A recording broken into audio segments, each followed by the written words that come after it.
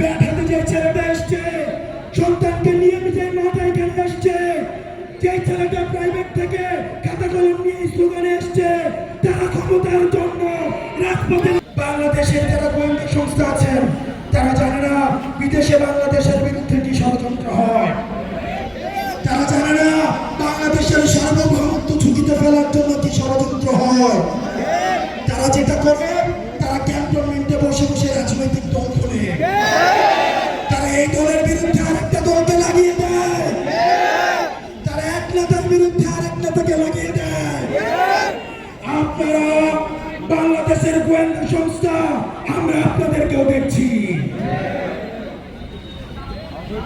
আপনারা এখানে যারা রয়েছেন, সংস্কার না হওয়া পর্যন্ত আমরা ক্ষমতার জন্য আন্দোলন করি নাই।